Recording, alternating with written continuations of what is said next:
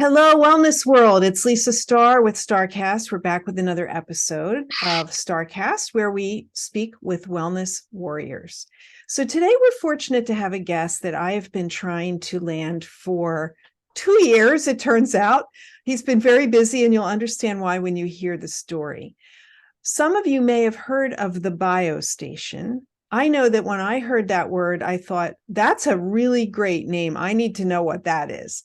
Because who doesn't want to go to a biostation and get your health checked, right? So we have the co-founder and CEO, Ross Bloom, with us today. Welcome, Ross.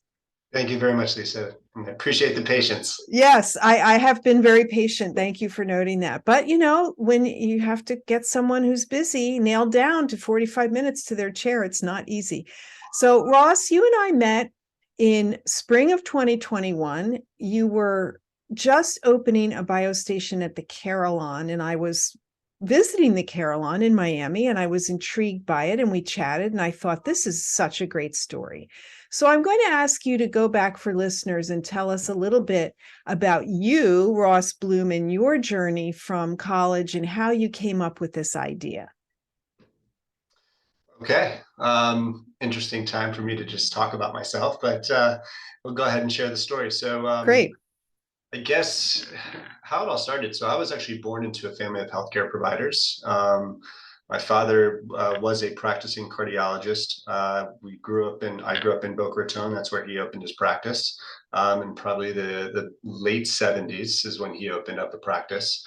My mother happens to be a nurse practitioner. Actually, my sister is also a nurse. So healthcare is definitely something I've known and been around most of my life. At an early age, I quickly realized that was not something that I wanted to become as a healthcare provider, primarily because my dad's beeper would go off at all hours of the day, and ultimately his priority was his patients, and which sometimes would interrupt the flow of my day. And then I would be dragged into various emergency room situations. And what I really witnessed was my father in the most heroic position, but ultimately around sick people, right?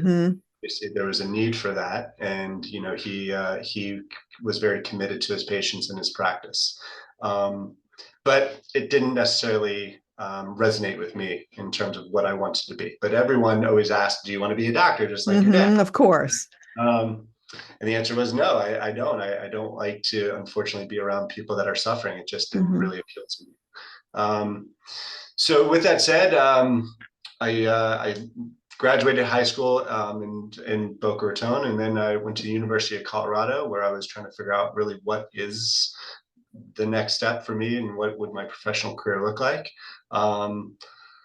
And my everyone in my family just assumed I was going to be a lawyer because my sister Randy was a lawyer, and she was a very influential part of my development in my younger years. So I was going to follow in her footsteps. But again, that didn't necessarily resonate with me, and I was always very entrepreneurial. I tried to drop out of school multiple times to start various businesses. My father is like, "What are you talking about? Get back to school. We're not doing that. You're not doing that." Ultimately, when I finished college and I came back down to Florida, it was in 2005. And I always say to people, when I was in college, I didn't know anything outside of the university, really. It was always about, what was going on in Boulder, Colorado. And when I came back to Florida, the real estate market was just exploding. Everybody I knew was either a real estate investor, a flipper, or they were in the mortgage industry.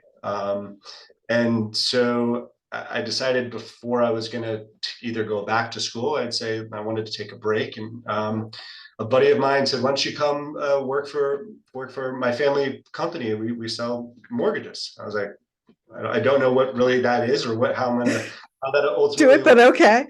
Right. So I started working with him, and basically it was a strictly sort of a straight commission-based position, which I was okay taking because at night I was waiting tables. And during the day I would work, and I started to learn the business, and was very just naturally attracted to it and became very successful.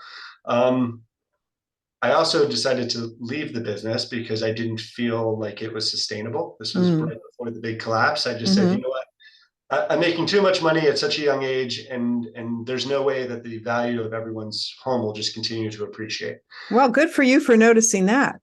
Yeah, I mean, if I'd been smarter, I would have sort of bet on the big fall and big crash, but I didn't really understand the world at that point in time. So ultimately, took a break. Sort of, I think we all can recall the financial crisis. Yes. And the same family that I worked for initially called me and said, "Listen, we've changed everything completely. We're going to be a national lender. We want you to come back in, and the business has changed dramatically." And so I was able to. There was probably 12 of us at the time, maybe about 12 of us, and then I was able to work very closely with this organization, with this group, and we grew to probably roughly 200 employees. We were one of the largest, I'd say, FDIC insured residential lending arm. And I always tell people that was really my postgraduate experience. Sure. It's better than grad school, really. Yeah, exactly. So loved the business, loved really putting together architecting deals and ultimately helping people, right? What I didn't really like about the business is I would engage in a relationship with someone for a substantial period of time, request documents over and over and over again. And then ultimately, once the transaction ended, I never really spoke to that person again. So all during this period of time, I became very close with my now business partner, who was really assisting patients in the age management medicine world, right? And for me, it was something I was very attracted to for two reasons. Outside of my professional career, I was always very passionate about exercise, nutrition, how to always just improve performance, right? Because I was more of an athlete, and I was looking for improvement of output, and I always realized I have to improve my input. Very good. And so my partner, he and I became really good friends, and our relationship really was established around basketball. He was a really good basketball player. I pretend to be one. And basically, every morning there was a group of us, and probably 20 of us that had been together for a long period of time that would play basketball. And because it was this basketball run was at a club called Lifetime Fitness. Sure. And so he was able to acquire a lot of patients that he helped service through the doctors that he was helped servicing. And I could see the impact that this type of medicine had on the patients. They were really his clients, but the patients, the doctors that he was connected with. And I thought, man, that's impactful. Like you could watch what the transformation that took place. So I started picking his brain a little bit and started to understand the business, where it was really more of a relationship business, where you would onboard patients and help manage their care for an ongoing period of time. And for me, that just resonated with me. I wanted to be more intimate in a business around people. And so started picking his brain, like I said, started learning a little bit about what he was doing, all in the same thought process. I used to go to Vitamin Shop, and that's where I would get all my supplements, right? And just so I could, again, perform better, recover better, and just have a better outcome. Be a better basketball player. Right. And ultimately, I always thought, it'd be really interesting if I were to come into this store full of all these supplements, and a doctor would usher me around, and he would develop a plan specific to me based upon not what I think I need, but what I genetically now understand I need. Right. Because you, the person, you don't know, like, how you feel, but we're not trained to know what ingredients are missing for us, right? Absolutely. So I just felt like that would be pretty unique, and they would be based on a diagnostic study. So we would run a full panel of blood, and from there they would tell me, you're deficient here, or you're good here, or there's nothing we can do about this issue, whatnot, right? And so between Keith Fullis, that's my business partner, between my relationship with him and sort of where I was in my life, and I was in my early 30s, and again, I was just things were changing, right? And I also really respected the health movement that was underway, right? The birth of, we'll call it, lifestyle brands, and the birth of Whole Foods, and the organic movement was underway. And I felt like the medical community had not really connected or caught up with that movement. And I thought there's an opportunity, because if we could blend what I was envisioning to experience at, we'll call it a vitamin or supplement shop, with the impact that what Keith was able to I guess support with his patients, then or the patients of the doctor that he was helping support their relationship, then ultimately we can combine these two thought process. We can be forward facing to the community, and really, if we could just become a resource for people where they can learn about their current state of health and well-being, and then support their journey throughout their life, and provide really lifestyle medicine programming, then I think we could be onto something here. And so Keith was like, that sounds like a good idea. I've never seen it really done. And he was been around, we'll call it, the age management medicine sector for probably 20 years at that point in time. So really early on. So he said, listen, if this is something you really want to do, we're going to need a doctor. So I said, all right, well, let me call my father, because he's a doctor, and let me pick his the concept. And my dad took a meeting 5:30 p.m. on a traditional, weekday, which he would tell you was never a good sign if I called him up and said, we need to meet. And ultimately, the three of us sat down and started, explaining to my father what it is that we wanted to do. And Dr. Bloom,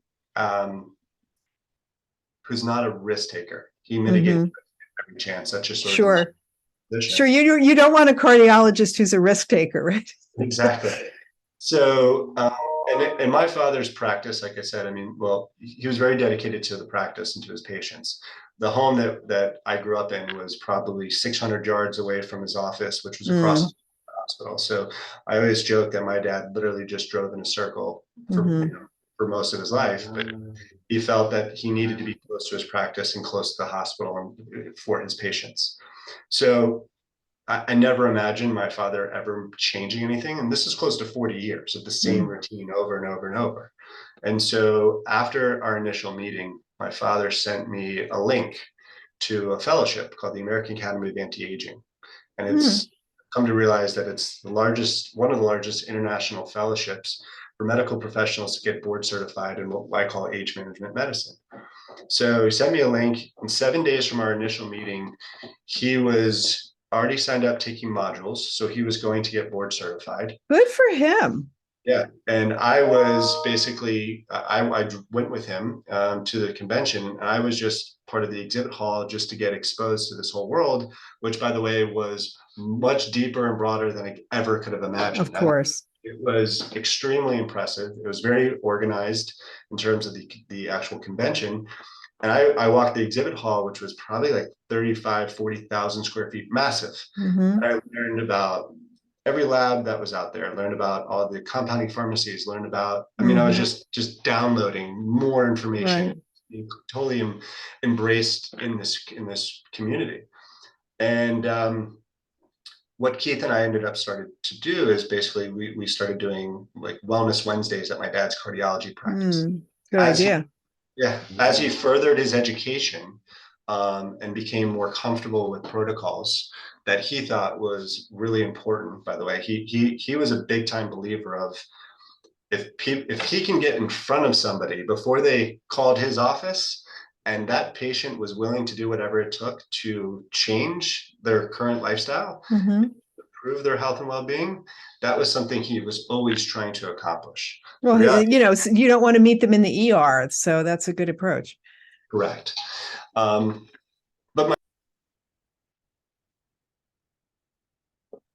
Great. I don't remember where we were. Your dad was taking the classes and learning what he could do and seeing how he could help meet people not in the ER. Right. So ultimately, during this initial launch period, right, where my father again was becoming more comfortable with this type of medicine when we started doing Wellness Wednesdays at his cardiology practice. And I'll also tell you that my father's practice after 40 years it was failing. And reason being is, he was spending more time behind a computer. The birth of the EMR changed medicine in a lot of ways. So many bad ways. Right. And, Medicare, ultimately, their reimbursements were being cut every day, right? And my father is not a 7-minute visit type of physician or type of, he cares about his patients, and he wants to know about their families, and he wants to know, he builds a relationship with his patients, which is why he really will tell you he got into medicine, was to be a provider, to be a care provider, but also to build a really strong patient-doctor relationship. And so, between his, I guess, approach to medicine and the way medicine was evolving, his practice was failing. And he really didn't know which direction to head. That's so unfair after 40 years of dedicating yourself to something. Yeah, it was tragic, right? And, so at the age of 67, ultimately, I came in to have a conversation with him, never thinking that he would really change anything. He's a creature of habit. And nor was I asking him to change anything. I was just wanting his opinion about the type of medicine that the doctors that Keith was helping in terms of the service side. What did he think about it? And he said he very much believed that if people would optimize their biological systems, we would be able to not avoid end-stage disease, but we can prevent it as long as possible. Or delay it or mitigate the effects of it, right? Exactly. So I actually read something recently that I thought it was a really great quote, which really resonates with our practice, right? We want to put more life in your years, not more years in your life. I like that. And, I didn't write that, but I read it, and I thought that's exactly what our mission is, right? And that's what we're here to do. So Dr. Bloom jumped at opportunities. We started doing Wellness Wednesdays at his practice. The community started to respond in a positive way. And I said, Dad, what do you want to do here? We're booked. And I said, I need another day. And he said, I can't juggle, these two practices. And he's like, Ross, I'm 67 years old here, right? Like, I need to make a decision. And I said, well, listen, this decision is completely yours to make. I'm here to support whatever you want to do. And so after almost 40 years, my father wrote a very historic letter to his patients, just saying, it's been an absolute honor, but my time in cardiology has come to an end. And literally just gifted his practice to a colleague that he knew would take great care of his patients. Wow. And that was a big moment for him, and it was a big moment for us. And at that point in time, the pressure was on. I was in a position in my life. So now you've got your dad on the payroll. Yeah. And what was really, I would say, that with the three of us, really took his lead with two core values, right? And you would always say this. He'd say, in the beginning, he said, listen, guys, here's the deal. I've always been an insurance-based practice, right? That's just what doctors do. He's like, we're now crossing over into private pay. And he says, now this medicine is becoming more of a business. And here's the deal. In my world, there's medicine over money, and there's patient over profit. And if those two core values ever get blended, I'm out, because I'm here to only provide care for patients. And I just want you guys to know that's sort of the philosophic compass of our medical practice. I love that. Medicine over money, patient over profit. Yeah. And he Beautiful. Said that's the deal. And we just sort of took that as sort of the foundational aspect of our business, and our medical practice. And we just started marching forward. So the beginning part of our story really starts in the middle of 2013. And that's when, we started brainstorming on a brand, and, that was all new to me. I wasn't created a brand before, but I actually had a real clear vision of the experience I wanted our patients to go through. Well, that's essential to help create the brand for sure. Absolutely. And so, for us, it was education, experience, outcome, right? And that's something that our new chief strategy officer keeps driving home in terms of the practice, right? That if we provide if we are viewed as a resource, and we provide education, and we create this extraordinary customer service experience. And I've actually elevated this process now to a level of hospitality. We're not really in the service business anymore. Mm-hmm. We're in the hospitality business, which is a totally different thought process when you're now treating guests. And it's a totally different experience than most medical experiences are. Correct. Yeah. And we definitely didn't want, the clipboard, the foggy window that you walk up to. That was not what we wanted. We wanted to create something that was unique and very experiential. And then we know that if patients stay compliant to treatment plans, they're going to achieve their outcome, which typically is just alleviating aging-related issues that we all deal with, right? Mm-hmm. Whether it's lack of cognitive function, whether it's the inability to lose stubborn body fat, whether it's low libido, whether it's menopause related issues. And so we were able to create that, right? And ultimately, I built our first location in our East Starr location. We opened it in May of 2014. Mm-hmm. Keith really was developing sort of what we call the patient advocate role. So essentially view that as your concierge, your direct point of contact with the mm-hmm. practice. Every patient is assigned a patient advocate. Their job is to listen first, then ultimately help direct that patient through their own journey within the biostation ecosystem, if you will. And what services did the first biostation offer? Great question. So we started out with really at this point in time, we have 3 pillars of care. So Defy Age is the most clinical aspect of the practice. That's where we do a deep dive diagnostically. We spend about 45 minutes up to an hour and a half with the patient, and our medical professionals review all the labs and develop a treatment plan with the patient to mm-hmm. achieve the patient's outcome. And ultimately, the hope is, okay, you're genetically disposed to cardiovascular disease, diabetes, mm-hmm. And we can identify all those biomarkers, and then we can adjust, and then we can provide supplementation, and we can provide medication, and we can provide education for the mm-hmm. patient to understand where they are. Mm-hmm. Where they are and how they can stay there and not go down the wrong road. Correct.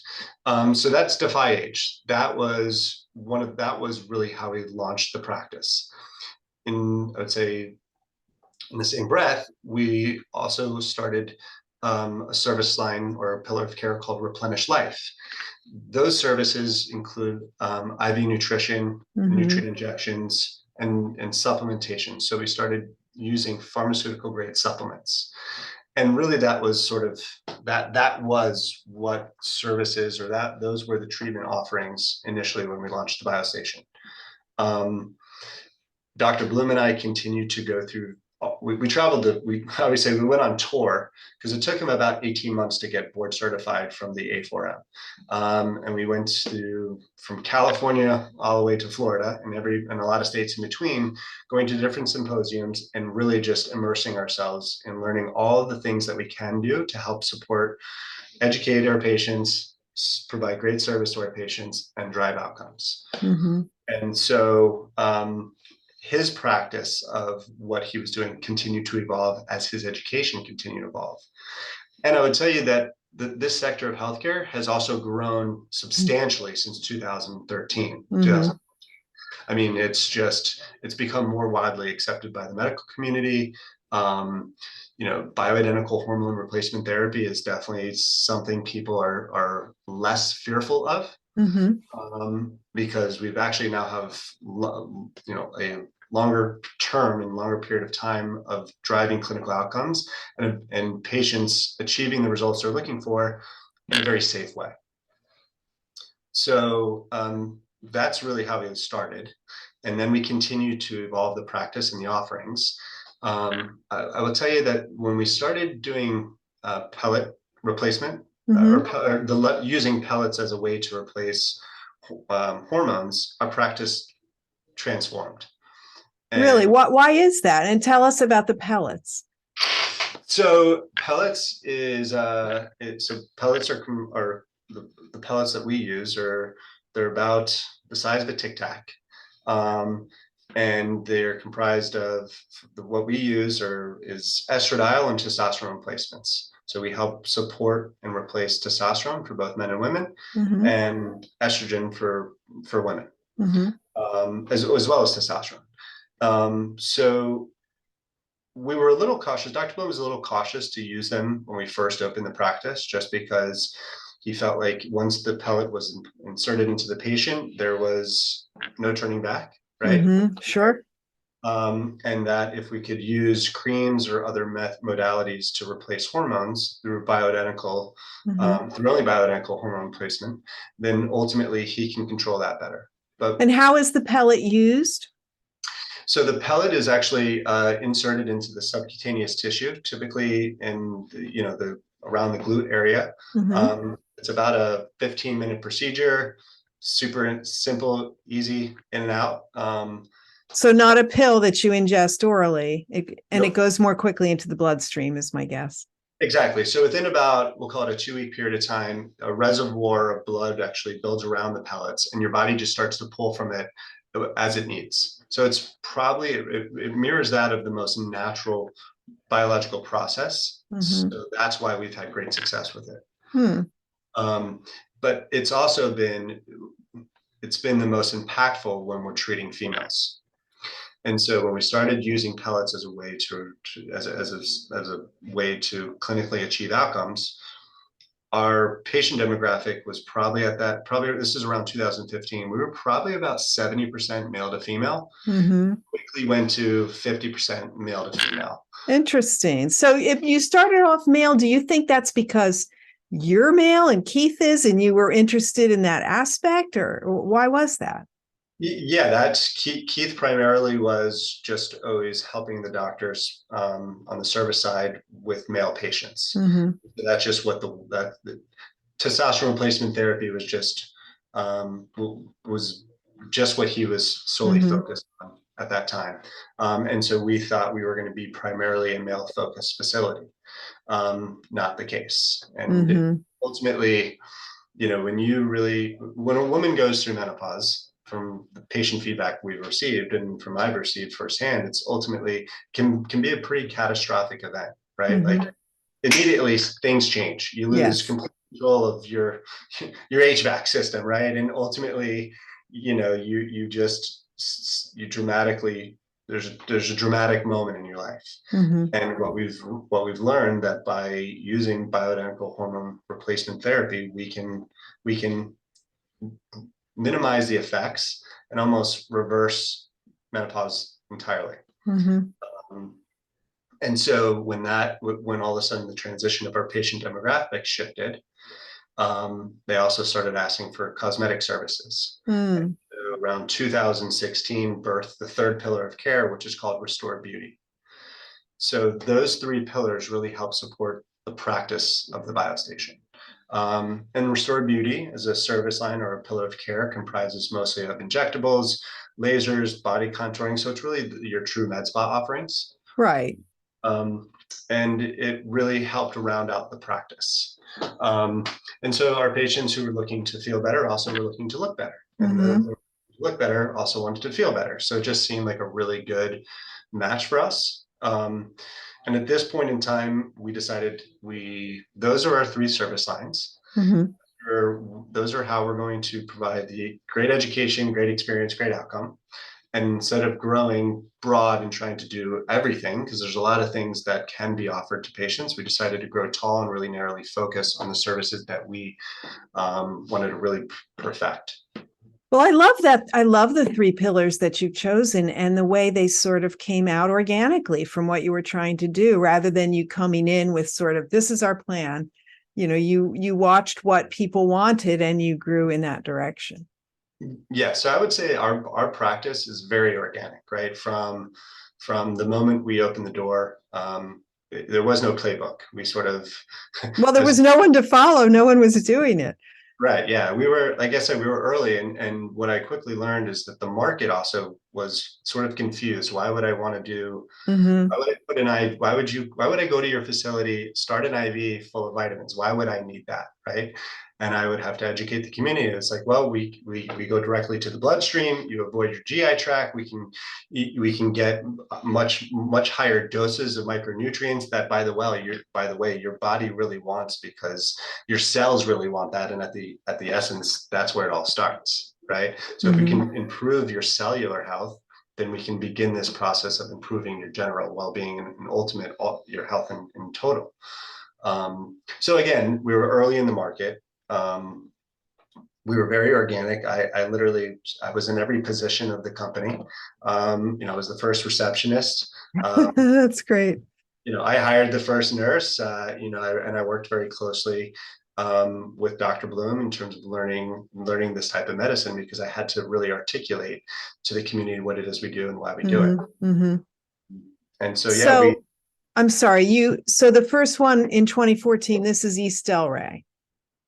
And did you have a membership model, Ross, or was it just a la carte? it was strictly just a la carte, because patients would come in and, sort of, I remember they would walk in and just be sort of blown away by the experience. I was very much big into the sensory, right? So Mm-hmm. the look, the smell, everything that would I don't want to say overwhelm a person that walked in our door, but it was enlightening. Like, it's like, what is this? Mm-hmm. That's And how I felt when I found you. I went into Midtown Miami, which happened okay, later, yeah. and I saw this biostation, and I thought, "What the heck is that?" And let me go in there, and it's like, "Wow, what is this place?" It's beautiful, and just really draws you in. Thank you. And that was what we wanted to do. Is we set out, the task at hand was to redefine healthcare, right? And that's ultimately what our mission was to do, is to redefine this and to make it, to your point, experiential. And when you walk in, it should be beautiful. You should be treated like a guest, Mm-hmm. right? You should be, you should be feeling like everyone's providing attention that you need as a patient. And that's, again, what we wanted to, that's what we were able to accomplish. Well, it's great that you started with a clean slate because, of course, that's not how it works in medicine, and for obvious reasons.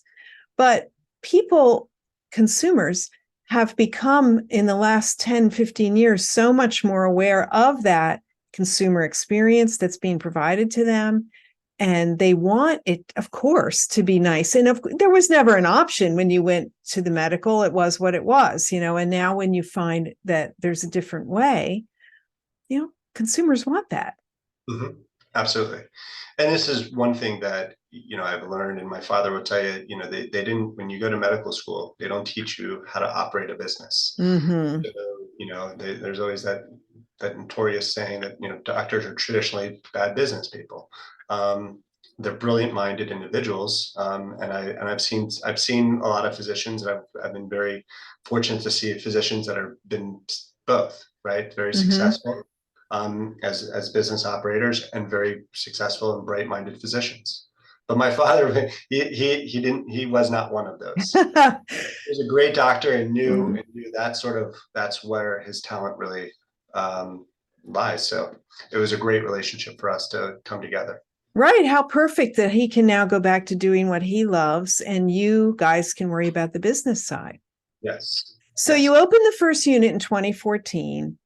Mm-hmm. It continued to get attention. What was the next step to expanding?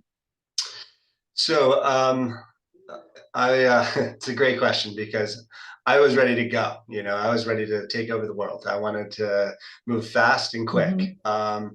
And my father and a couple of really close advisors of mine, and friends and friends of the practice, were saying, Ross, slow down, nail it, then scale it, right? Right. And so ultimately that's what we were doing. And we were really trying to figure out ways in which we wanted to grow the practice. So we also invested heavily in the people that we were essentially bringing on, part of our family here. And we also invested heavily in the process and building in systems. And so, it was very prudent at the time to just slow down Mm-hmm. and make sure that we could perfect this. And so the natural market for me to think about was Miami, just because of just sheer population. And Mm-hmm. um, that market was not, that market was more educated about the things that we do. And Mm-hmm. ultimately, that's where we ended up next. So, And there's a lot of international travel there as well. yes. So very similar to like our first location, except much bigger. But we built out with 4 walls and built a biostation, which you walked into, right?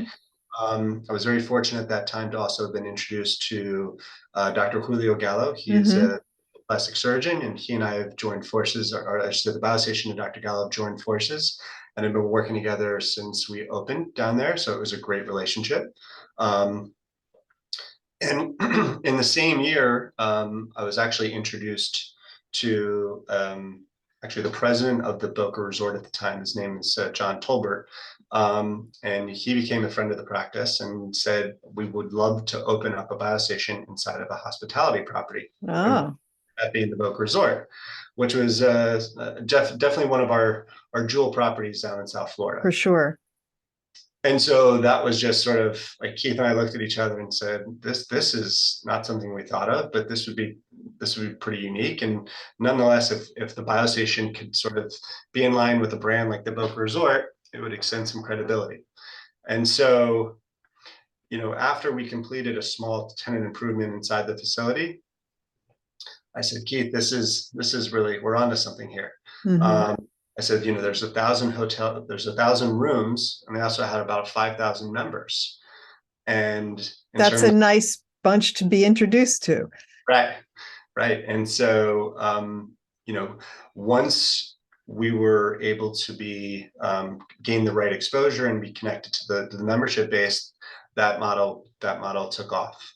And so 2019 was a pretty stressful year for the business, just because we were now multi-unit operators, and it was So at this point, you had 3 locations? 3 locations. So we opened up 2 in 2018, one in Q1 and one in Q4, which was the book. Okay. And basically we were again back in the beginning, right? A new sort of a new opportunity, yet new challenges. And then 2020 came, all the locations were stabilized. Everything looked like we were heading in a really strong direction. And then ultimately, March 27th, we shut down the operation, just like everybody else in the world, and sort of not knowing where we were going to go and which direction ahead. Was there an option to stay open because you were medical? Yes. We were deemed elective. But Dr. Bloom said, listen, this is not emergency medicine. And I wasn't about to put, my dad, and who at the time was probably, so he's probably 75 at the time, right? And I was unwilling to put him or any of the other staff in harm's way. And so we shut down operations. Everyone just went to their homes, right? And the practice pivoted, right? Because people then were more interested in the services we were offering, because everyone was trying to improve their health and well-being as quickly as they possibly could. Well, we've talked about that many times on the podcast, how COVID, while being a terrible thing for the world, was a strange lift for the wellness industry, because clients said, oh, right, I should definitely get that massage and I should take care of myself. And now they want all the things we've been telling them they need to have for 15 years. Very much so. Yeah. So we had this sort of like influx of inquiries, right? And it was like, okay, how do we service these people? And so virtual care became very popular. We pivoted the practice. And because our practices were primarily in South Florida, right, we started to open the doors a little bit sooner than most of the world. And we were very controlled about it.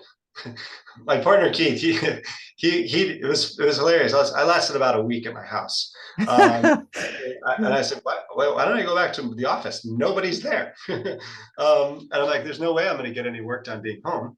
And so, and my father said the same thing. So why don't I just go back to the office? Because he was doing a lot of virtual consults. So basically my dad, Dr. Bloom was in an entire suite. I was basically in an entire suite.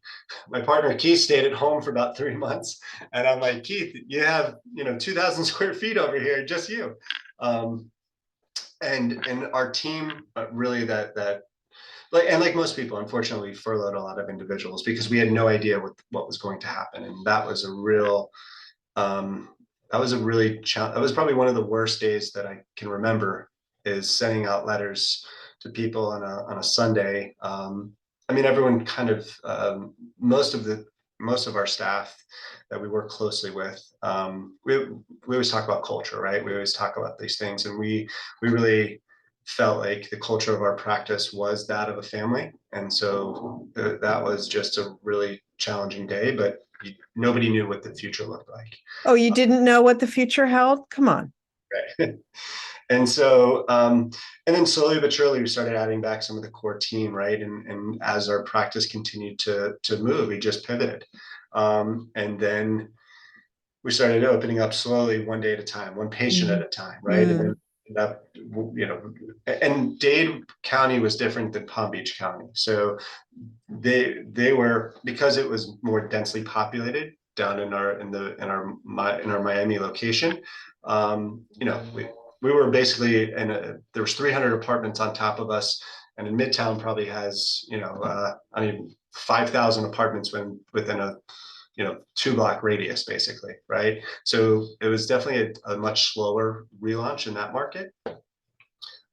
But every property that I was trying to get in touch with during 2019, after we had opened the Boca Resort, everyone was too busy. Now everybody had nothing but time. Interesting. It's like, oh yeah, those biostation people, where are they? Exactly. So I always say I traveled more in 2020 than I think I had my entire life. And I went from everywhere from the Virgin Islands all the way to Hawaii. And I had made a lot of stops in between, looking at various properties that were closed down or slowly reopening. Everyone was looking at, I fell in line with the spa world, right? Because people perceived us as a med spa. And then I quickly educated them that we're really more of a concierge medical wellness practice. But our process and the experience we want to provide to our guests, our patients, is very similar to that of a spa, right? And I always thought healthcare is so sterile and it's so not an enjoyable experience, but it's so important for people. And I was like, you go get a massage at a property, right? I mean, you get ushered everywhere. Escorted, right? And like beautiful, you get a locker room, you get slippers, you get all these things, and you get this great experience before your actual service, during your service, and then after your service. And I thought, we need to match that up with a healthcare experience. So I became very close with spas really throughout the country. And Tammy and from the Carillon has been very critical in supporting our mission. Tammy Parrell is always on top of what's coming. She really can see the future. Yes, she is one that can see the future. And so ultimately, I started to get introduced to properties, right? And so we continued to grow the practice throughout 2021. I think during that period, during 2021, we opened up 2 additional locations. And where were these? One was in Jupiter, Florida, and one happened to be in a West El Rey market. And so that was a unique relationship as well, because during that relationship, or I'd say that location, I was introduced to a doctor, Dr. Mitchell Matez, who was performing pellets. He was local in our community, well respected, and he and I connected one day, and he said, I'd love to be part of your movement, and I'd love to join your team. In fact, I'd love to, whatever you did with Dr. Bloom, that's what I'd love for you to do for me. And I said, I'll do all the blocking and tackling, and you just practice medicine. I said, okay, Mm-hmm. that's something that we've perfected at this point in time, or continue to perfect or try. And so we took his practice and we put it inside of a location. And for lack of a better term, we biostationized the location and his Mm-hmm. practice, Mm-hmm. and it's taken off. And so that has been a unique, interesting Amazing. way is to partner with doctors who already have existing patients and trusted patients. And So the way forward, I mean, how many are there now, Ross? How many biostations today? so at the end of 22, we ended with a total of 11. Wow. Yeah. So you did open up in Hawaii. Yeah, we opened up at the Grand Wailea in Maui. How did Which, that come about? I mean, that's a little far afield from Southern Florida. yes, yes. So the Boca Raton was once a Blackstone owned asset, and it was Mm-hmm. a Waldorf Astoria managed property. And the Grand Wailea really is a sister property to the Boca Resort, which is Mm-hmm. now Raton. And so flew out there a couple of times, and very similar thought process. Listen, it's roughly 1,000 hotel rooms, and they've got memberships. They have a club component, or I should say, membership component, and we just had the opportunity and we took it. And then our director of clinical operations, Dani Shaper, who's been with us for years, and we would not have had the success we've had without her. She moved there and helped open up the practice. Wow. Yeah, so very thankful for her and taking that opportunity. But she loves a good challenge, and she's been very successful. Well, it seems that you have a really broad route forward. I was at the We Work Well buyer conference last week in outside Georgia, and I heard the name biostation come up a few times among the spa and hospitality professionals that were there. One of them was Lifetime Fitness. Interesting. So can you elaborate on what you might be doing there? Well, we've opened a facility inside of Lifetime Fitness in the Boca Raton location, and more to come on that. We'll see. Well, I thought that's genius, right? You've got a national chain of a highly regarded, health-oriented people, membership base, so there are so many options for biostation going forward. If you meet someone in the elevator today, Ross, what's your elevator speech on what is biostation today? It's a great question because it's not an easy one to answer. No. It's really hard to sort of give the elevator pitch, but essentially I describe ourselves as more of a medical movement, really trying to bring medicine in the everyday life of a patient, right? In the spirit of trying to prevent age-related disease. And the outcomes are you're going to alleviate age-related issues. And so really I just say it's a movement that we're trying to catch up to and bringing and dragging the medical community there, because healthcare in my world is really critical for patients' well-being, right? And if healthcare is perceived as something only when in need and not when in want, then our healthcare system will be just what it is, which I would say sick care versus healthcare. And not to say that traditional medicine, there's obviously my father positively impacted people's lives before the biostation. And obviously, there's a huge need and demand for traditional healthcare. But if we can get in front of things, then I think we can impact people's lives in a much more influential and positive way. So, Ross, tell us a little bit about what I might find when I enter a biostation. I'm sure they're not all identical, but is there a physician on staff? Are there nurses? Can I get a massage, a facial? What is the normal sort of roster of options for me as a consumer? So you'd walk in, be greeted by what we call an office coordinator. Every location has either a registered nurse, a APRN, a physician assistant, an MD, DO. So it's very medically focused. It's very clinical, but it's very elegant, and you get this calming experience. We do not offer your traditional spa services such as massage or facials. We we just don't do those things. It's really more about We're okay with that. yeah. It's really more about leaning towards all clinical medical services, but in a very inviting environment. So there will be services around hormone replacement, obviously, and around beauty. Like, what sort of things can I get done?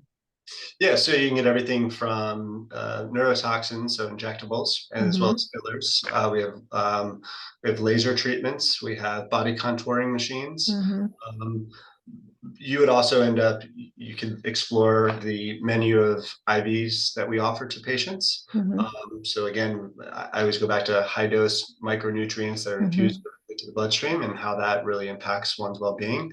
Um, we talk about gut restoration. We talk about cognitive improvements. We talk about your thyroid. We talk about inflammatory biomarkers that we try to identify and track and ultimately reduce. And yes, bioidentical hormone replacement therapy is a big aspect of the practice, because we've found that once we sort of optimize the biological processes, that patients feel and look a lot better. And then they become part of the tribe, if you will, right? And well, sure. I mean, you've converted them. Right.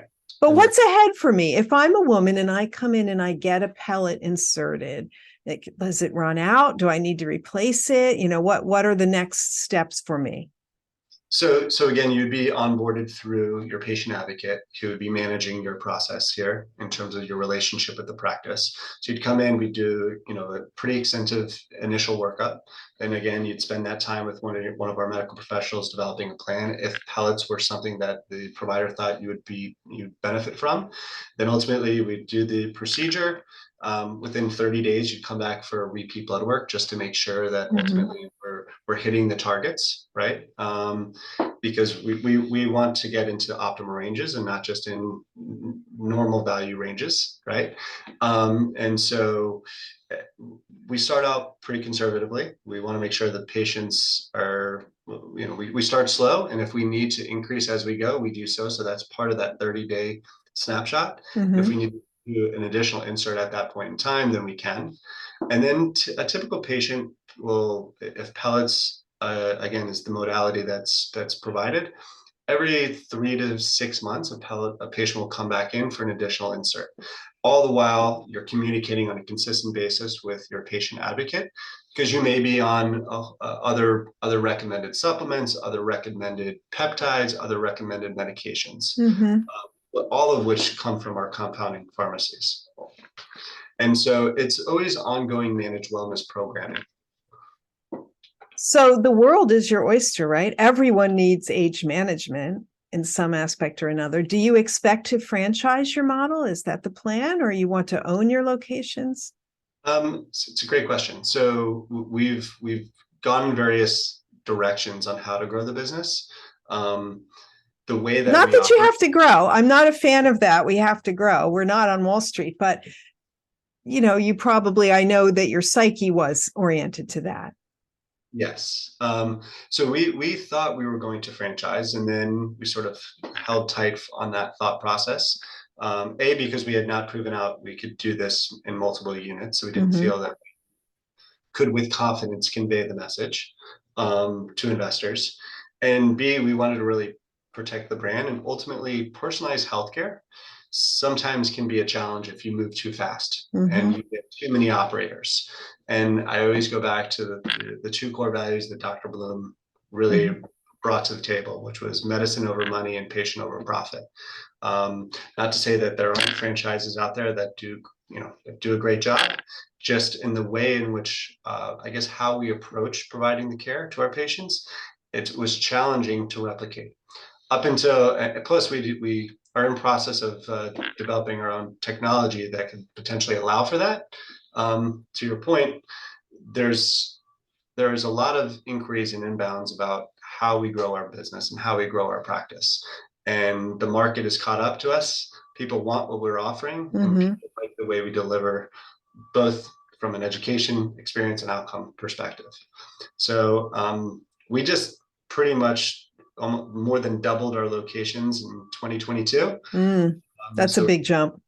it's a big jump. Yeah. So we're just sort of sitting tight for a period of time until everything gets organized again and our roots sort of get firmly secured, if you will. And then we'll figure out what the next step is for the biostation. And Ross, a question on profitability. I mean, do you like to see each unit be independently profitable, or is it sort of part of a greater whole? I know you have a corporate office, how are you feeling about the direction financially? I'm feeling very, at this present moment, I'm feeling really positive. We just, to have grown at such a rapid pace, put a lot of stress on the business. We've invested heavily in the team here. We've onboarded, we continue to onboard great assets to our team. And so our team is growing a lot deeper, which is helping support systems and processes and as well as, which ultimately funnels all the way down to the patient experience, which from our core team is the most important aspect of the practice. And how many people work for BioStation now? We have 87 employees in total.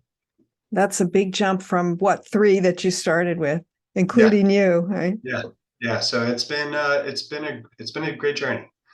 So my last question, Ross, I mean, I'm catching you off guard on this, but what would you say is the biggest lesson you've learned in this whole last 10 years you've been on this journey? That is a great question. Biggest lesson I've learned is you never know. Trying to think of really a good way to answer that question. Continue to be a student every day. Listen more than talk. Think before you speak. That's a good one. Right. And work with people and make sure they feel that instead of having them work for you. That's sort of one thing that I think that has allowed us to be really successful. Well, that sounds like a great group of qualities. I'd want to work for a company like that too. And of course, now I want to head to my nearest biostation. I don't think there's one in Pennsylvania yet. So not yet. I hope it's soon. Yeah. Well, thanks again for joining us today, Ross Bloom. Really appreciate your time in this story, and we wish you the best of luck. Everyone, look for a biostation coming soon near you.